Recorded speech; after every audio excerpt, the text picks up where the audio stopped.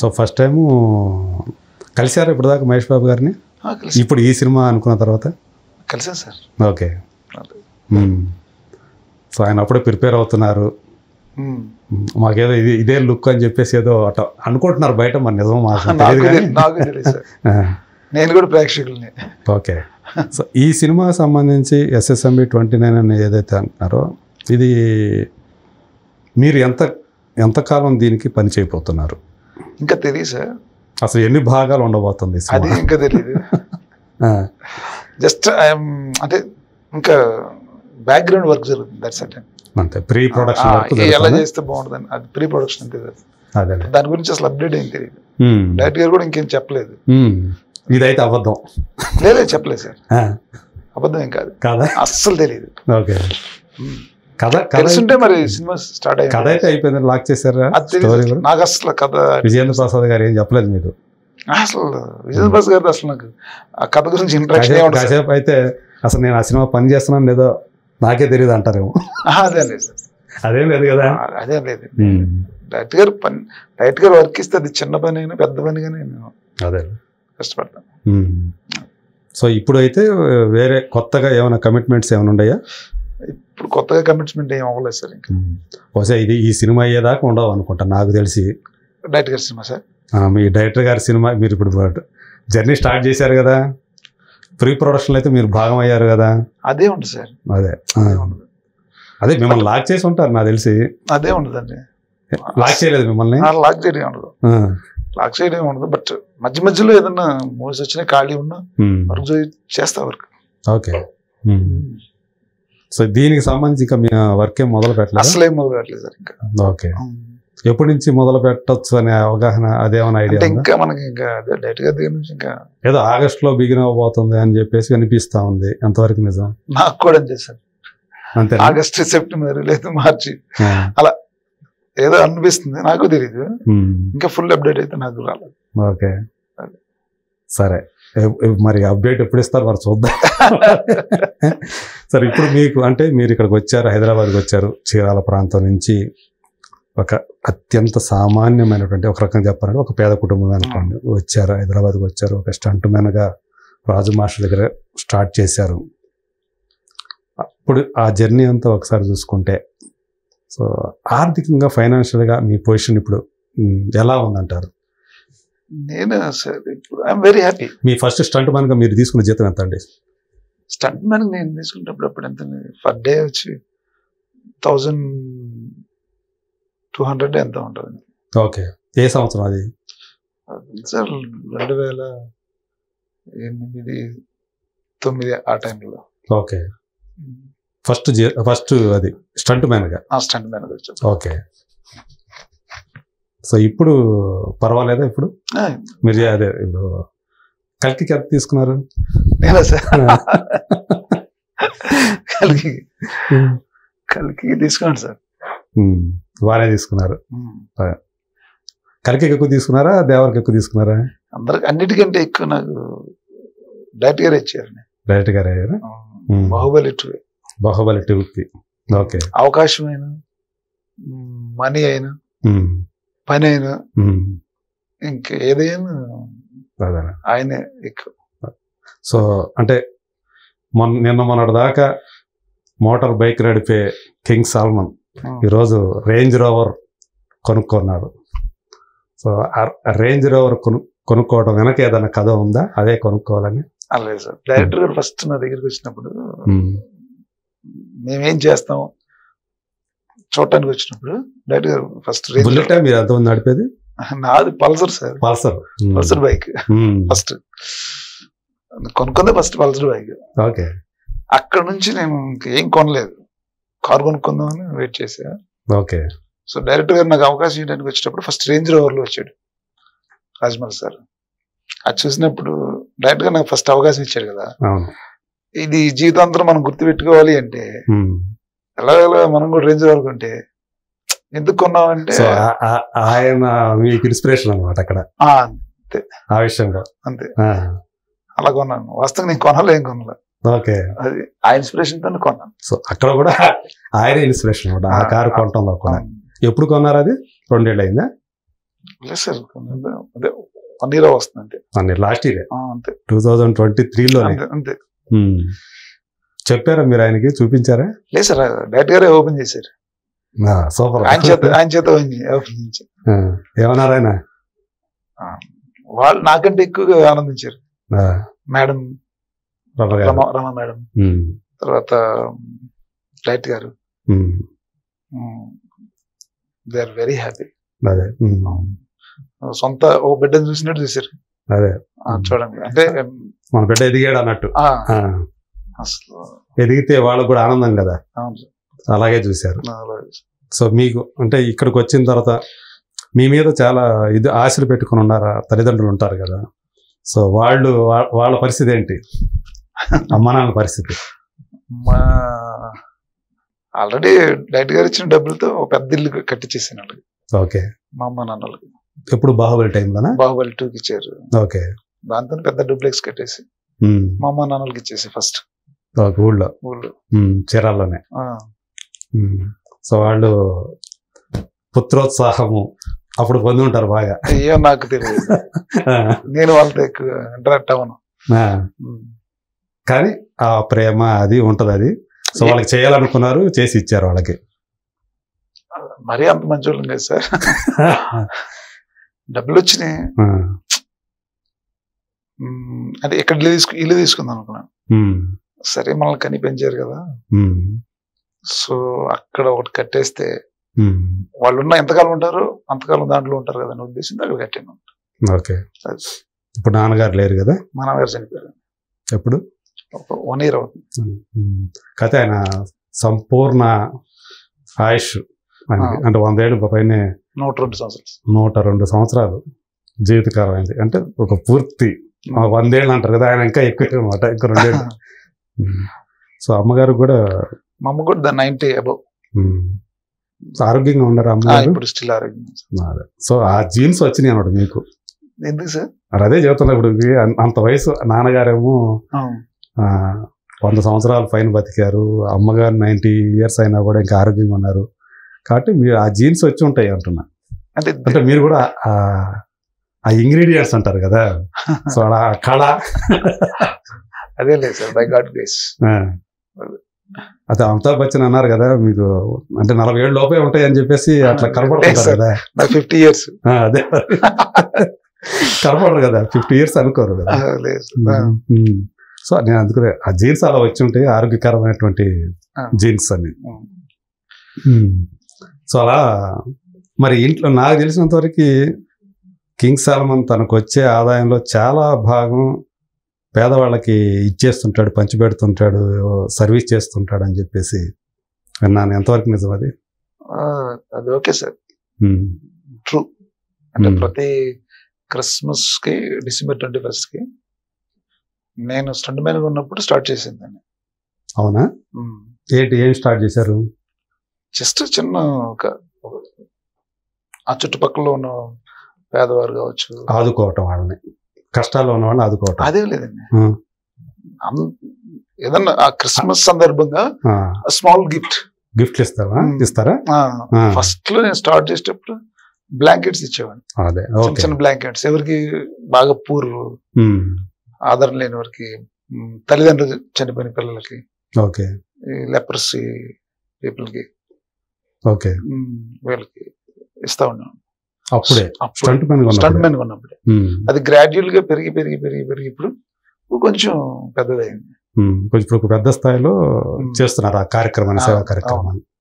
ఇప్పుడు అక్కడ ఆ చుట్టుపక్కల ఉన్న విలేజెస్ ఉంటాయి కదా, అంటే చెప్తూ చీరాల చుట్టుపక్కల విలేజెస్, చీరాల చుట్టుపక్కల ఉన్న విలేజెస్, ఆ విలేజెస్ కి దగ్గర ప్రతి ఇంట్లో ఒక 25 kgs రైస్ బ్యాగ్, తర్వాత ఒక కేజీ పికిల్ ఉంటది కదా, రెడ్ చిల్లీ పికిల్, అదొకటి. ప్రతి సంవత్సరం క్రిస్టమస్ కి మీరు ఇది చేస్తారు. ఎన్ని ఫ్యామిలీస్ కి వెళ్తాయి? ఇలా 2000 ఫ్యామిలీస్ ఉంటాయి. మరి మీరు సంపాదన అంతా చాలా వరకు అటు పోతుంటే మీ ఇంట్లో వాళ్ళు ఏమంటారు? మీ ఆవిడ ఏమంటలేదా?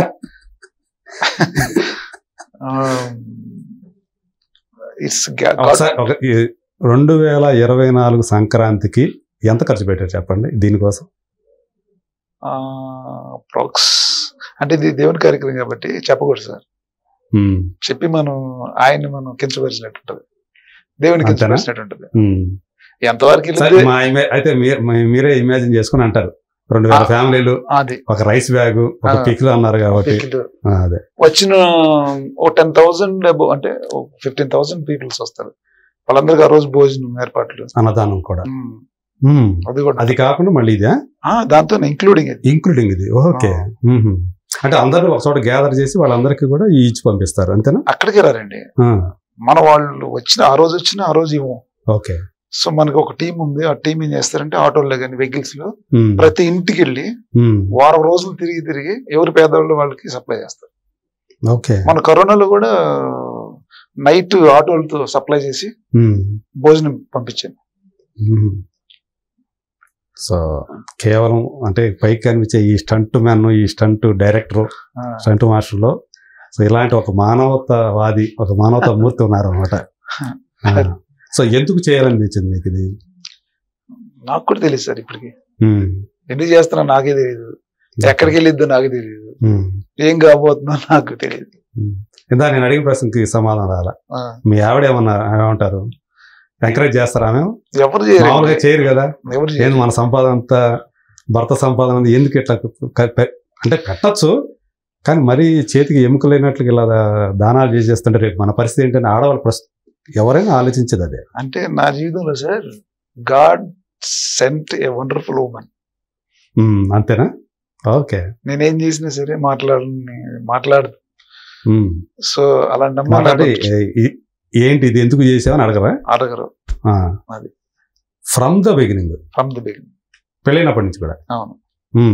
ఎందుకంటే నేను కట్టకానికి లేకుండా పేద పని చేసుకున్నాను. ఓకే. సో అమ్మాయి ఏం అడిగినా ఏది కావాలని ఇస్తున్నాను. అమ్మాయి అవసరం ఏదైనా ఇప్పుడు లైఫ్ లో ఏది వచ్చినా అది బోనస్ కింద ఫీల్ అవుతారా? అంతే. First preference is God sir. నేను చేసే పని ఏది నాకు దేవుడు అప్పగిచ్చిన ఆ పేదది, తర్వాతే ఫ్యామిలీ, భార్య అయినా పిల్లలైనా. అది పిల్లలు ఏం చేస్తారు? ఎంతమంది పిల్లలు మీకు? 2 కొడుకులండి. వాళ్ళు ఏం చేస్తున్నారు? First intermediate second year. Okay. Second 10th వెళ్తాడు. 10th వచ్చాడు ఇప్పుడు. వస్తాడు ఇప్పుడు 9th చదువుతున్నాడు. సో ఇద్దరు చిన్నపిల్లలు అయితే? 2 కొడుకులే. వాళ్ళకు కూడా ఇంట్రెస్ట్ ఉండయా? వస్తుంటారా షూటింగ్? ఇంట్రెస్ట్ లేదు సార్. ఇద్దరికి లేదా? ఇద్దరికి లేదు. అదేంటది తెలియదండి. ప్రస్తుతం బాగా చదువుకుంటారు. చదువు మీద ఇంట్రెస్ట్ ఉంది ప్రస్తుతం వాళ్ళకి. ప్రస్తుతం చదువుకుంటున్నారు. ఇంటర్మీడియట్ అంటే ఏ గ్రూప్? పెద్ద అబ్బాయి బైపీసీ తీసుకున్నారు. సో అటు వెళ్తాడు అనమాట. సైన్స్ డాక్టర్కి అలా MBBS గా. ఓకే. సో ఈ ఇంట్రెస్ట్ అయితే ఇంకా రాలే. అంటే సినిమాలు బాగానే చూస్తారా? లేదండి అసలు చూడరు. మా వైఫ్ పిల్లలు కానీ సినిమా ఇంట్రెస్ట్ లేదు. సినిమా చూడరు అసలు. మీరు చేసేవి కూడా చూడరా? మీరు పని చేసేవి కూడా చూడరు. కలికి చూసి కలికి బాగా చేసి ఆడియన్స్ చెప్పుకోవడం చూసి విని నాకు ఫోన్ చేస్తారు తప్ప చూడలేదండి. అంతే. సో మీరు ఎప్పుడు కూడా వస్తామని కానీ అసలు అడగలేదు. అది మీరు వాళ్ళకి కూడా అభిమాన హీరోలు ఉంటారు కదా, మీరు వాళ్ళతో పని చేసేటప్పుడు వచ్చి చూడాలని అలా ఉండవా వాళ్ళకి? అంటే వాళ్ళు from the beginning by birth నుంచి they are growing up divinity. దైవికంగా పెరుగుతున్నారు వాళ్ళు. అంటే వాళ్ళ అమ్మాలు పెంచుతున్నారు. సరే మీరు కానివ్వండి, వాళ్ళ ఇంట్రెస్ట్ అలా ఉంది కాబట్టి అలా వదిలేశారు అయితే. సో మొత్తాన్ని చూసుకుంటే వృత్తిపరంగా ఒక మంచి పొజిషన్లోకి వచ్చారు, పర్సనల్ స్పేస్ లో కూడా హ్యాపీగా ఉన్నారు, అంతే కదా? హ్యాపీ. సో కింగ్ సాల్మన్ అనే అతను రేపు ఏమవుతాడు ఏంటి? ఈ స్టంట్ మాస్టర్ అయినా ఆయనలో ఇంకేమైనా కోణాలు ఉన్నాయా? వేరే ఏమైనా ఒక డైరెక్టర్ అయ్యే అవకాశం ఉందా? అంటే స్టంట్ మాస్టర్ డైరెక్టర్ అయిన సందర్భాలు ఉన్నాయి, అలా మీరు కూడా ఏమైనా అయ్యే అవకాశం ఉందా? I don't know sir what is going to be. ఏం కాబోతున్నాము, ఏం జరగబోతుందో మన చేతుల్లో లేదా అంతా ఆయన చూస్తారు. అంటే ఎక్కువ మీకు కూడా అది ఎక్కువగా ఉంది, ఆ డివినిటీ అనేది మీలో ఎక్కువగా ఉంది. నేను కూడా ఎక్కువగా ఫాలో అయ్యారు బాగా. ఫాలో అవుతాను. అదే ఏం జరిగిద్ది, ఏం జరగబోతుంది అనేది నాకైతే తెలియదు. అది ఎక్కడ దేవుడు తీసుకెళ్తే అక్కడికి వెళ్ళటం అంతే. అదే మరి ఇక్కడ ఎప్పుడు కొనబోతున్నారు ఇల్లు కానీ ఏమన్నా ఇంకా ఇక్కడ ఏర్పాటు చేసుకోలేదన్నారు కదా? తెలియదు సార్, ఇంకెప్పుడు ఇస్తారు తెలియదు. ఇప్పటి వరకు చూసుకుంటే కింగ్ సాల్మన్ జర్నీ కానీ అదంతా కూడా ఒక స్ఫూర్తిదాయకంగా అనిపిస్తూ ఉంది. మనం ఈ ప్రోగ్రామ్ చూసే వాళ్ళకి కూడా కింగ్ సాల్మన్ ఒక ఏ స్థాయి నుంచి ఒక కింది స్థాయి నుంచి వచ్చి ఒక స్టంట్ మనగా మొదలుపెట్టి ఈరోజు ఎవరో ఒక అవకాశం ఇవ్వాలంటారు కదా, అట్లా మీకు రాజమౌళి గారిని లాంటి ఒక అండ దొరకటం, ఒక చేయి దొరకటం, సో దాన్ని అందిపుచ్చుకొని మీరు కూడా అవకాశాన్ని సద్వినియోగం చేసుకొని ఈ స్థాయికి రావటం, ఇదంతా కూడా ఎవరికైనా కేవలం స్టంట్ డైరెక్టర్ అనే కాదు, స్టంట్ మాస్టర్ కాదు, ఎవరికైనా సరే ఒక మనిషికి ఒక రోల్ మోడల్ అంటే ఇలా ఉండాలి అన్న స్థాయికి రావటం నాకు అయితే చాలా హ్యాపీగా ఉంది మాస్టర్.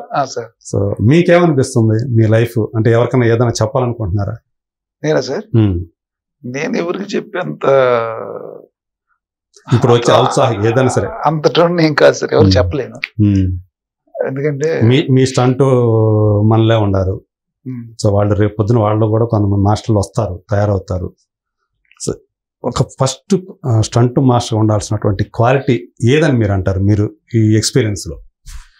క్వాలిటీ ఏం లేదు సార్, ఎందుకంటే ప్రతి బ్రాంచ్ లో కావచ్చు, లేదా ప్రతి వే ఆఫ్ లైఫ్ స్టైల్ లో కావచ్చు, ఏదైనా ఒక అర్హత ఉంటుంది.